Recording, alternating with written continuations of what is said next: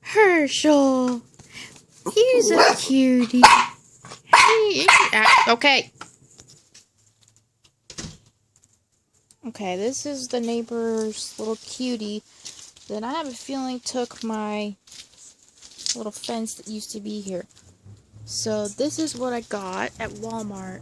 It's this little brick here, and it's got some wild bird seed. And look, there is a grasshopper right there. What I do is I try to get it in my hand. Oh, I lost it. Nope. Hold on. No, I lost it. I try and get it in my hand, and then unfortunately, I'll smash it. But see that? That's what it's doing. It's creating all these holes in my leaves. And I think that the garlic spray is working, but I'm not sure. Right now, it seems to just be attracting all kinds. Okay, see here? I got one. It's in my hand. Might have gotten out, though. Dang it. No, I got it. It flew away. So yeah, I'm hoping that the birds will come. It's supposed to attract insect-loving birds.